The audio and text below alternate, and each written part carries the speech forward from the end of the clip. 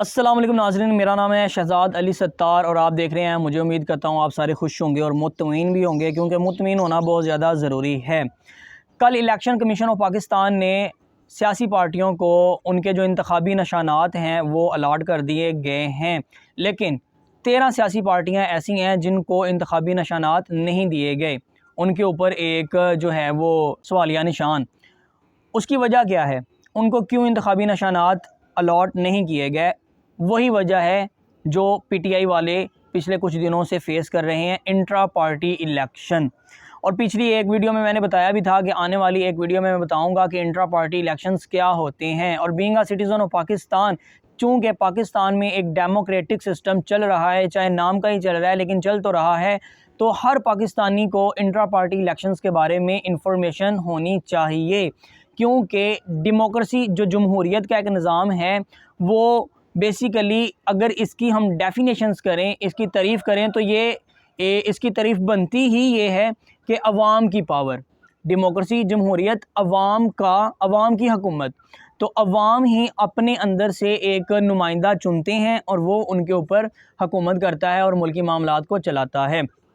तो जब जमहूरियत किसी मुल्क में होती है तो वहाँ की जो अवाम है, जमहूरियत के बारे में उनको पता होना चाहिए, उनको फ़हम फ़रासत होनी चाहिए कि ये सारे जो निज़ाम है जमहूरियत का वो कैसे चल पाता है। तो इंट्रा पार्टी इलेक्शंस एक वाइटल रोल प्ले करते हैं जमहूरियत में। और ये होते क्या हैं, इनकी इम्पोर्टेंस क्या है, इनकी अहमियत क्या है, ये क्यों होने चाहिए, और जब ये होते हैं तो फिर क्या होता है, आज की इस वीडियो में हम डिस्कस करेंगे। तो इंट्रा पार्टी इलेक्शंस बेसिकली जिस तरह हम मुल्क में इलेक्शंस होते हैं, एमएनएज़, एमपीएज़ मुंतखब करते हैं अपने अपने हलकों में से, फिर वो चले जाते हैं पार्लियामेंट में और वहाँ पर फिर वो आपस में वोटिंग करते हैं और फिर वज़ीर आज़म मुंतखब करते हैं, प्रेसिडेंट मुंतखब करते हैं और कौमी असम्बली का स्पीकर मुंतखब करते हैं और मुख्तलिफ़ किस्म के जो वज़राए होते हैं उनको मुंतखब करते हैं।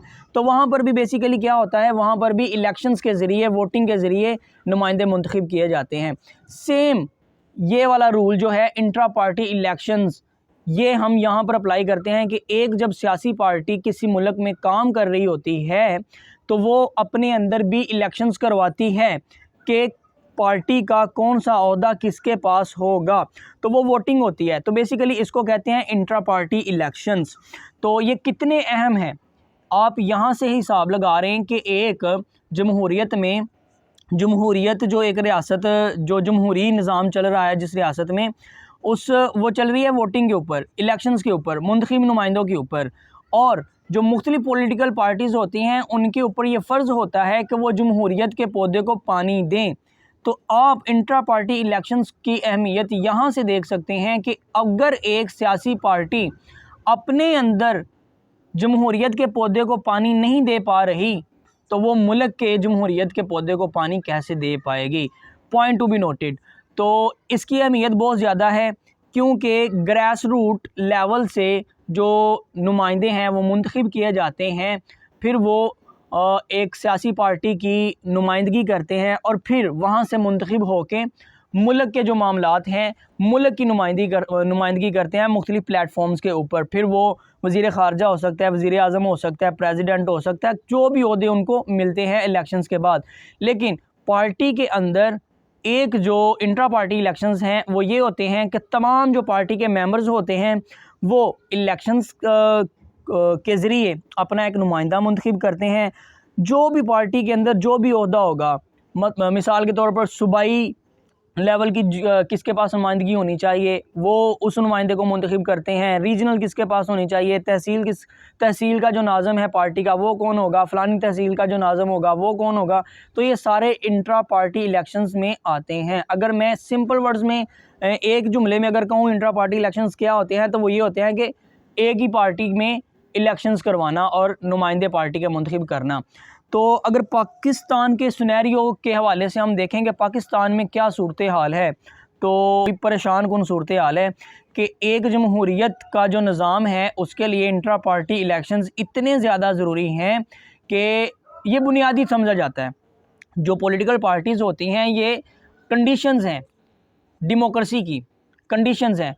जिस तरह एक शादी में निकाह खां ना हो तो शादी नहीं होती, या लड़ा ना हो, दूल्हा जिसको कहते हैं, या दुल्हन ना हो तो शादी नहीं पूरी होती। उसी तरह पॉलिटिकल पार्टीज़ जिस रियासत में नहीं है वहाँ जमहूरी निज़ाम नहीं हो सकता, ठीक है। और पॉलिटिकल पार्टी जब अपने अंदर इलेक्शंस नहीं करवा रही, अपने अंदर के जमहूरी पौधे को पानी नहीं दे रही, तो वो मुल्क के जमहूरी पौधे को किस तरह ग्रोथ परवान चढ़ा सकती है, इसकी अहमियत यहाँ से पता चल गई। और पाकिस्तान के सिनेरियो से अगर हम देखें तो पाकिस्तान में क्या सूरत हाल है। पाकिस्तान में आपको देखना नज़र आता होगा आपको कि कुछ ख़ानदान हैं, उन्होंने क्या किया हुआ है, उन्होंने डोमिनेंस किया हुआ है। उन्हीं के ख़ानदान के जो एक नुमाइंदा मरता है तो दूसरा आ जाता है, या एक बूढ़ा हो जाता है तो दूसरा आ जाता है। यही हमें निज़ाम देखने को मिल रहा है।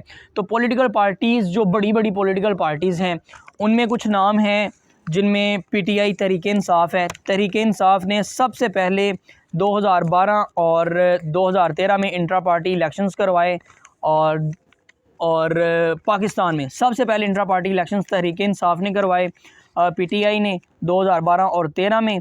अब हाल ही में भी हुए हैं और तनाज़े का शिकार हो गए हैं, ठीक है, तहरीक इंसाफ के जो इंट्रा पार्टी इलेक्शंस होते हैं। और ये एक इंट्रा पार्टी इलेक्शंस पाकिस्तान में पॉलिटिकल पार्टीज़ ऑर्डिनेंस 2002 के मुताबिक एक कानून पास करवाया गया। ये ऑर्डिनेंस पास करवाया गया 2002 में कि पॉलिटिकल पार्टीज़ के लिए इलेक्शन लड़ने से पहले ये चीज़ नेसेसरी है, ज़रूरी है कि वो अपने इंट्रा पार्टी इलेक्शंस करवाए। तो आप देख लें कि कौन सी पार्टी किस तरह इंट्रा पार्टी इलेक्शंस करवा रही है और किस ईमानदारी से करवा रही है। और जो पार्टी ईमानदारी से जिस तरह इंट्रा पार्टी इलेक्शन करवा रही है, वो फिर उसी ईमानदारी से पाकिस्तान के जो इलेक्शंस आ रहे हैं वो उनमें हिस्सा लेगी। इससे आप अंदाज़ा लगा सकते हैं। कुछ पार्टीज़ हैं नुमायाँ पाकिस्तान की बड़ी पार्टी, जिसमें पाकिस्तान तहरीक इंसाफ आती है, पाकिस्तान मुस्लिम लीग नून आती है, पाकिस्तान पीपल पार्टी आती है, जमीयत उलमा इस्लाम आती है, जमात इस्लामी आती है, अवामी नेशनल पार्टी आती है। अगर हम इनको देखें तो इनके जो इंट्रा पार्टी इलेक्शंस रिसेंटली हुए हैं, उनमें जो पाकिस्तान तहरीक इंसाफ है, हाल ही में जो इलेक्शंस अभी जो हुए हैं उनकी बात नहीं कर रहा, जो पिछले हुए थे उनकी बात कर रहा हूँ। तो वो कैसे हुए, उसका कंपटीशन हुआ था। दो नॉमिनीज़ थे, दो जनाब जिन्होंने आपस में मुकाबला था, एक इमरान खान थे और दूसरे मुझे अभी उनका नाम एग्जैक्ट याद नहीं है।